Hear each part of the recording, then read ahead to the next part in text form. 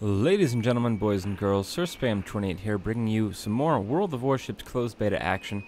This video is going to be a pretty in-depth look at the Aoba, kind of a review of this Tier 6 Japanese heavy cruiser, kind of continuing down our exploration of the Japanese cruiser line, as I am actually still quite new to this line, but am finding it to my liking and progressing up it quite rapidly. As you can see down here in my port, I actually do have the Tier 7 Mogami already unlocked and purchased, and I had a few games in that as well. But I'm still kind of exploring and getting used to that ship. But I've played a lot in the Aoba, and I have a couple games to show you. But before we get into those games, I just wanted to take a look at the ship in port and just kind of go over some of its numbers. As you can see, I've got all the mods unlocked. There's actually only two mods that you need to unlock past the base ship, which is the upgraded hull, which really gives you a couple of new AA guns. It gives you 7 more AA mounts. Unfortunately, though, and then it also increases, I should say, not unfortunately, but fortunately, also increases the hit points a little bit and the maneuverability of the ship a little bit. And then you also get the upgraded fire control system, which is the standard 10% boost to your firing range, which on this ship is actually really important. I would actually go for the upgraded gunfire control system over the upgraded hull as your first grade on this ship. The 14.9 kilometers with the 8-inch guns that the Aoba has is really important. And the reason it's so important is if we take a look at the ship, just looking at it, you can see that it's only got 3 turrets, and they're double turrets, so it's only got 6 guns on it. Now, fortunately, those are these 203mm 8-inch guns, as you can see over here, that do fire a pretty respectable 5.5 rounds a minute. And the turn time at 36 seconds isn't that bad based on where you want to be playing this ship. But because it's only got 6 guns, that means that you really can't stand toe-to-toe with almost any other cruiser in a straight-up fight. So you want to be playing with your range. These 8-inch guns give you a farther range than the 5-inch and 6-inch guns of your opponents, most notably the Cleveland, the US cruiser at Tier 6 as well, which, if you get within the Cleveland's gun range, will unfortunately really be able to tear you apart. Even if you fire a full salvo with these 8-inch guns and get, 2 or 3 criticals, Citadel hits, that shave off most of the Cleveland's health, it's still going to be raining just more shells down on you. It's got a bigger number of guns, and it fires much faster than you. So you really have to use your range advantage. And looking at the armor of this ship over here on the right-hand side, 6 to 76 millimeters. So you really don't have any protection, even from 5 and 6-inch armor-piercing shells. They're going to cut straight through if you give them a broadside angle, and Citadel you all day, every day. So this ship, you really need that upgraded range because you need to be able to use that to your advantage when you're facing down other cruisers. This ship really is, I think, one of the hardest ships to play in the Japanese cruiser line. Just because before this, there's no Tier 5 Japanese cruiser, but they're rectifying that in a patch that's coming up. But the 2 Tier 4 Japanese cruisers, both the Premium, the Yubari, and the Kuma, are pretty good ships at Tier 4. They've got a lot of guns. Well, the Yubari doesn't have a lot of guns, but the Kuma has a lot of guns, pretty rapid firing. The torpedoes on both of those ships are great, and they can kind of stand toe-to-toe at their class. But here at Tier 6, the Aoba, just based on the fact that it only has 6 primary guns, it makes it pretty hard to play. Now, the other main armament on this ship are the torpedoes, as are common for Japanese cruisers all the way up the line, and you can see them back here in kind of these hidden bays. It's got 2 quad torpedo launchers. Unfortunately, the position of these bays mean that the torpedoes really can only launch, if you're looking at the top down kind of here, from like straight sideways and then to the rear, kind of in like a, I would say a 45-degree arc, kind of off the aft quarters of the ship on both sides. So the flexibility there with the torpedoes is not that great. You need to be kind of pointing your ass at the enemies, which really only also gives you 2 guns to be shooting them with, given that these turrets, they do have a pretty good, arc backwards, but once you start to get, obviously your aft fully pointed towards the enemy, you've only got those 2 rear guns to work with, which isn't a whole lot of firepower, even though they are 8-inch guns. As you can see, the secondary armament's not very good as well. It's only got 4 of these single 120mm guns on the side here. So these are a little bit smaller than 5-inch guns, but they're, you know, not very fast firing. And the firing range is only 4.5 kilometers. And if you're within 4.5 kilometers of anything in this ship, you're going to have a pretty bad time. Now, you can sink destroyers with these 8-inch guns pretty fast, but at the same time, this ship's not the most maneuverable. And like I said, the low armor means that even the 5-inch guns on destroyers, if firing AP, will be able to citadel you, which is not something you want to happen. The torpedoes, going back to those, do a respectable 16,000 damage each. So you can use them in kind of an equalizing scenario against other heavy cruisers or battleships that you find yourself within 10 kilometers of. But unfortunately, they only go 59 knots, so they are pretty easy to avoid, and they have a pretty hefty reload time of 130 seconds, so just over 2 minutes in between torpedo salvos.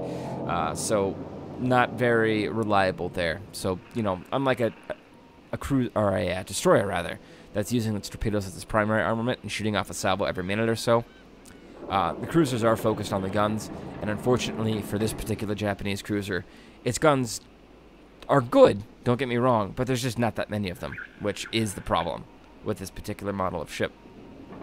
Looking at some more numbers here at the AA guns, it's got pretty good self-defensive AA guns.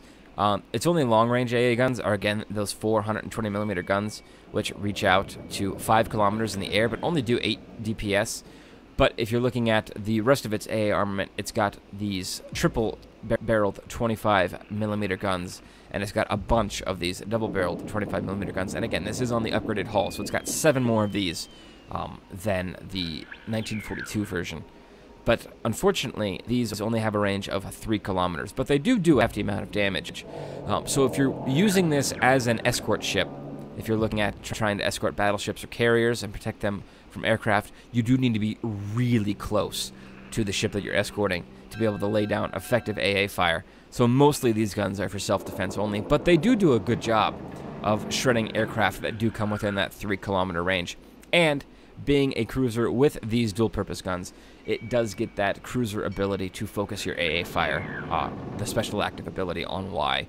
So you are able to shoot down a lot of planes if they do come within 3 kilometers. Looking at the maneuverability here, you can see its maximum speed is a pretty respectable 34 knots, allows you to keep up with most of the fleet. Its turning circle radius is 870 meters. Again, like I said before, not the most nimble of ships. And its rudder shift time is 8.5 seconds, which is pretty good as well. I usually always, on the bigger ships, add the steering gears modifications to decrease the rudder shift time by 20%. Just because on these bigger ships, avoiding torpedoes and zigzagging to avoid shells is obviously what you need to be doing to stay alive and keep your guns firing during the match. Mostly avoiding torpedoes, both from destroyers and torpedo bombers, because those, to any bigger ship like this, torpedoes are by far the biggest threat, followed very closely by battleship shells, which, again, having rudder shift time decreased allows you to avoid more effectively. So that's kind of the basic rundown of the numbers. Oh, also, I should just bring up, I guess, the combat capability. The hit points is 30,500, which is pretty okay. But like I said, with that thin armor, if you're getting hit in the Citadel, that pull shrinks very rapidly. So that's kind of the basic overview of this ship. Like I said, probably one of the hardest cruisers to play in the Japanese line. One of the weak points, I would say, of a otherwise really fantastic line. Looking at the tech tree, going down this line. And like I said, so the tier 5 spot in an upcoming patch is going to be filled pretty shortly. But once you get past the, the kind of the intro ships here at tier 1 and tier 2, tier 3, the Tetsura is a pretty good ship. The Kuma is a really good ship. This ship, the weakest of the line, I would say, and then past here, the Mogami is just fantastic, and then the Yoko, these two are actually going to flip-flop positions as well in the upcoming patch, which is good because Mogami is actually better than the Miyoko, and then the Ibuki and the Senjo, both really good ships as well. So this is probably the weakest, I would say, maybe past, once you get past tier 2, this is definitely the weakest of the ships, and definitely the weakest heavy cruiser in the Japanese line. But you can still do a good amount of work with it. You got to be smart with how you play it. Again, you got to use that range advantage that the 8-inch guns give you. That is your one advantage over, at least at this point, the American cruisers, is that at tier 6, the Cleveland still has those 6-inch guns. Even though it's got a lot of them and they fire very fast, it's still limited by range. I believe it still has only a 13.3 kilometer max range. So with the upgraded firing mod, you get 14.9 kilometers. So you can, you want to stay out of the Cleveland's gun range, or at the very extreme end of it, where you can be dodging at shells easier. And that's another thing to bring up. The 8-inch guns have a much flatter firing arc out to those distances than 5 and 6-inch shells. So they're harder to dodge. You don't have to lead as much. They're actually a little bit, it gets easier to hit things when you don't have to, like, literally be raining shells down on your target. So you don't need to be leading them by those massive amounts. You can, just give them a good amount of lead, and then it's a very flat firing arc that kind of plunges nicely down onto their side at the waterline to get those Citadel hits. So those are kind of the raw numbers. We're going to go ahead into a couple of games, 1 win and 1 loss, just to kind of give a balanced overview of this ship. Kind of show you its strengths and its weaknesses, and I hope you guys enjoy the games, so I will see you in-game.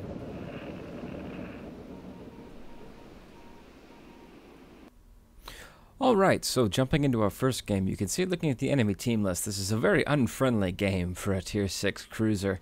This is mostly a Tier 8, and it's even got some Tier 9s on the enemy team. The only Tier 6 they have is a Japanese destroyer, the Mutsuki, I believe. That may be how you pronounce that, at Tier 6. So anyway, pretty unfriendly game for me to be jumping into. But we'll see what we're able to do in the Aoba.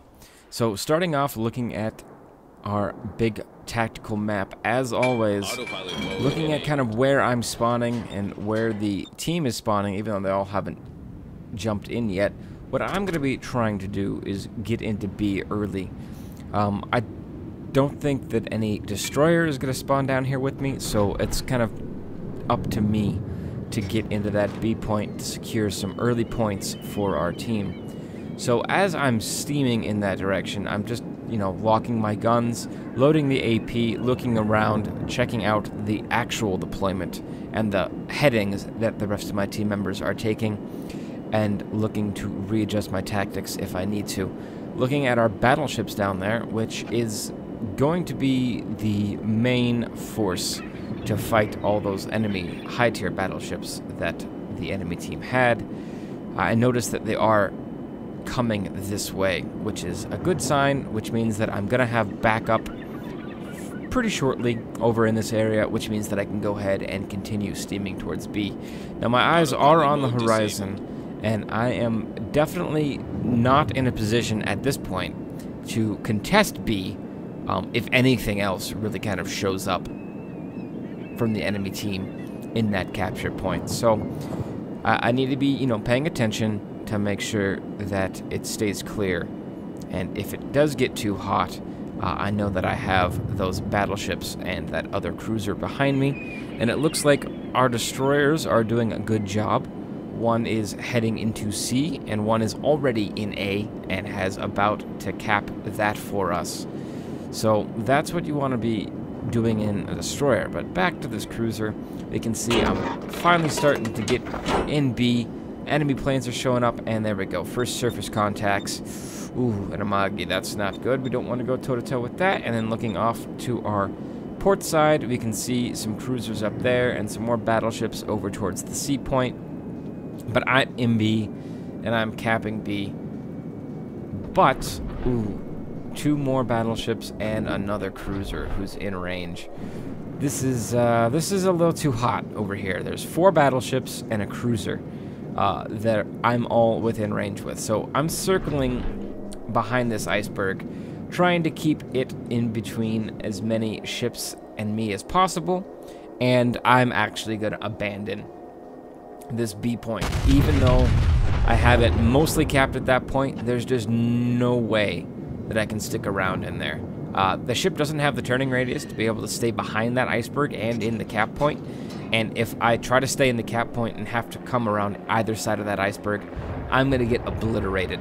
So I turn back around and start heading back towards those reinforcements behind me that I saw, which also, fortunately for me and them, puts me right in between them and the enemy aircraft that are going to attack those battleships behind me. So So my AA guns, those close-range 3-kilometer AA guns, are allowed to open up on those dive bombers, and I focus fire those torpedo bombers and pop my focus AA ability. Unfortunately, those torpedo bombers do get out of my main AA range relatively quickly as they are flying over me, but I do get to shoot a couple of them down and scatter their torpedo launch with my special ability, and as they're flying back to the carrier driver kind of makes a mistake and flies them right back over both me and this other cruiser, which allows all of our AA guns to open up on them, and we're able to shoot more of them down. You can kind of see the route we're taking.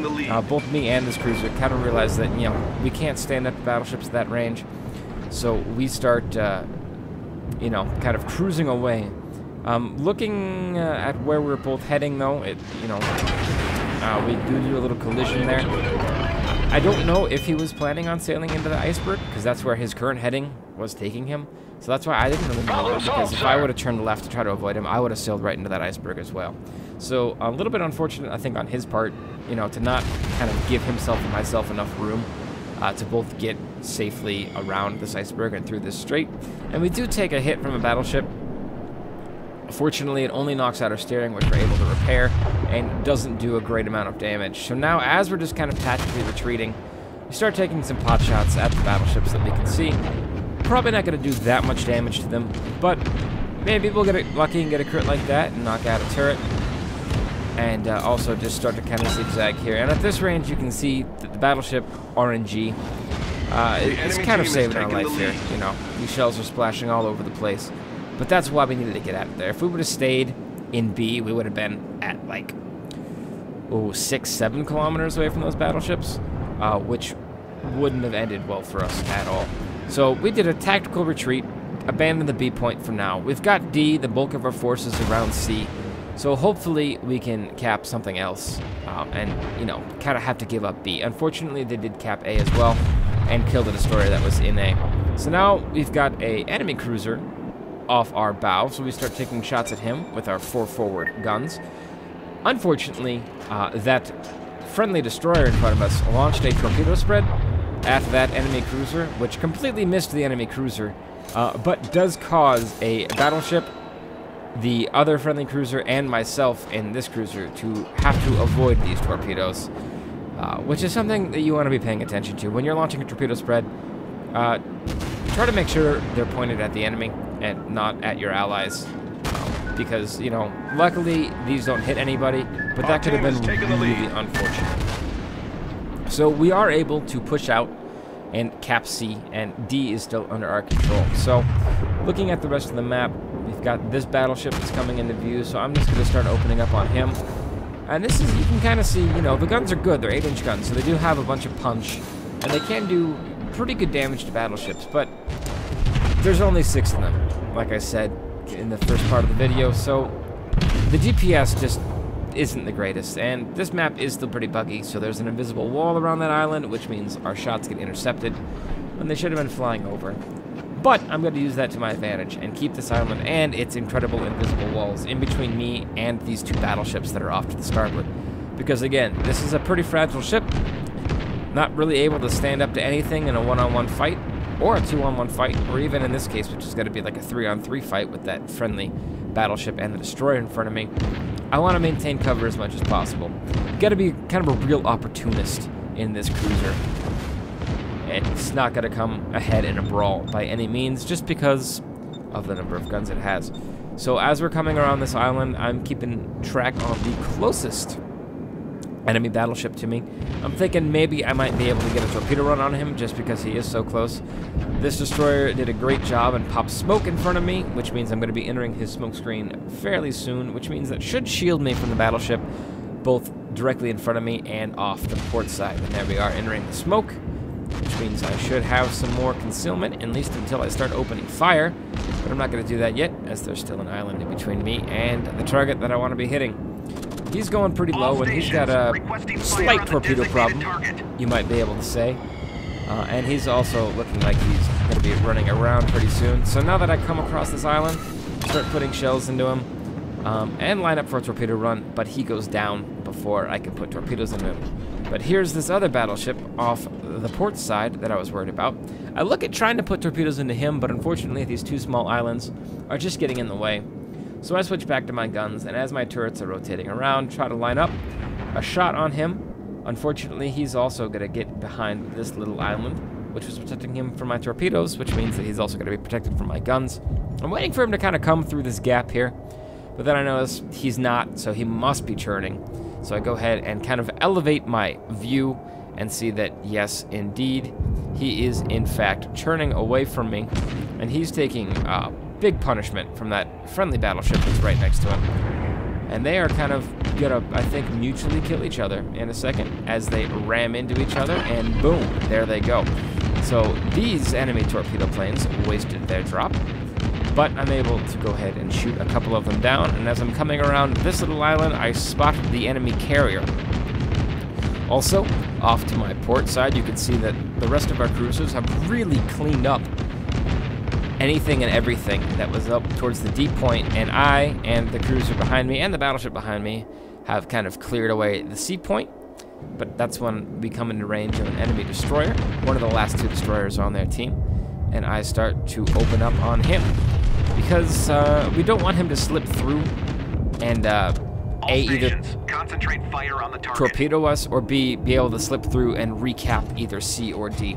We are ahead on ships, but not by that many, and we still only have those two caps, and they are, at this point, capping B, and they've held A the entire game. So it's still a pretty close match, and we really need to hold on to our cap points, which means we need to engage and kill this destroyer. Luckily, he's making it pretty easy for us. Plus, he's in a world of hurt, just, you know, trying to run the gauntlet between all of these cruisers. So we're all putting pretty good shots into him, but as he turns broadside into me, put some good shells and boom, slam those two into his side for a pretty good damage roll, and I'm able to take him out. Now, as we come through, we kind of regroup with the rest of the cruisers that were in the C and D area, and we're kind of forming a little cruiser wolf pack. But at this point, the enemy team is running out of ships, so it's looking like a pretty good win for us, and we're able to interrupt the cap at B, which means that we still have the caps on them. So, as we're coming around this iceberg, just start taking shots at the enemy carrier. Still have the AP loaded. Again, I'm not worried about setting him on fire to stop the planes, and you can get citadel hits on carriers just like that, which do big damage numbers. So don't ever be afraid to shoot the AP at carriers. Plus, I think there's 4 ships shooting at him right now. So I trust that one of those other 3 ships is probably shooting HE to light him on fire. So I don't need to take that responsibility. Now I see some torpedo bombers coming in, and I kind of make a little mistake here, kind of turning broadside to them. I think that, you know, they're, the carrier's dead, so, I didn't think that they were going to drop torpedoes, but they do, and this is where the rudder upgrade definitely comes in handy, to allow you to slow down and turn turns like that to avoid the gaps in the torpedoes. I was also fortunate enough that my special ability was on cooldown, so I was able to press Y when they were coming in to really disrupt their attack pattern, which means that we had that nice wide spread of torpedoes to sail through instead of that really, really tight group that you usually get from a torpedo drop. So that was nice. So able to avoid those torpedoes there, which again just shows off the importance of that rudder upgrade.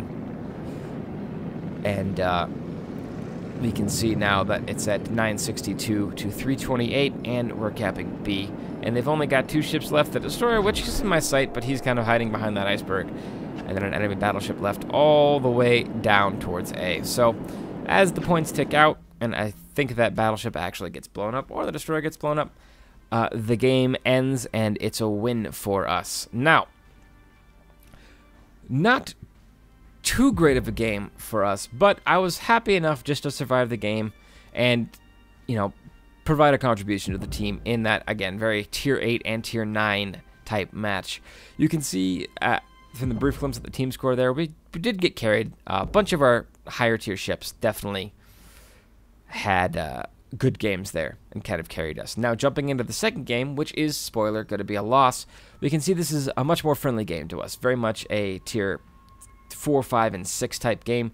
The enemy team does have 3 Aobas, as do we, so the cruiser-on-cruiser action should hopefully be pretty good. This is another domination game, this time on the New Dawn map, which I've been getting a lot lately, and I do have to admit, I like. I do enjoy playing on this map. It's got a pretty good mix of open areas, but at the same time, it has these islands which you have to sail through to get from open area to open area, which I think is a good design for World of Warships. Having open areas to fight in, but if you want to get at enemy ships in the other open areas, you're forced to sail kind of through choke points, which allows light cruisers and destroyers the opportunity to actually wait and engage the bigger ships like they're supposed to, rather than having to suicidally charge out into the open water and just relying on smoke to try to get torpedoes off. So I like this kind of map design. So looking at the team deployment, I am going to be steaming with this battleship heading towards A, kind of acting again as a screen for him. The enemy does have one carrier, so I want to be an AA shield. Again, have to stick pretty close to him because the AA guns on the Aoba are most effective at under 3 kilometers. So we really need to kind of, you know, be attached at the hip to this guy. Plus, I'm kind of keeping behind him just so he is the first into the enemy view.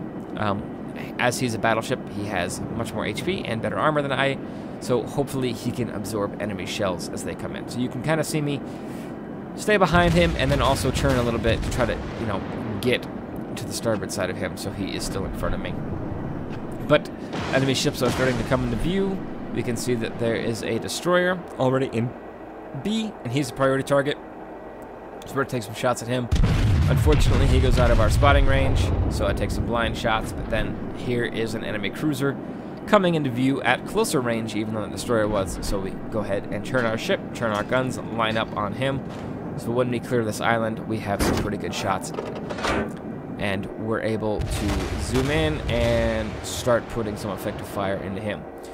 Now, again, only having 6 guns limits the amount of damage we can do per salvo, but they are 8-inch guns, so once we get them on target, we should be able to do some pretty good damage. And you can see, again, at this sort of range with the 8-inch guns, you don't have to lead that much because of the flatter firing arc.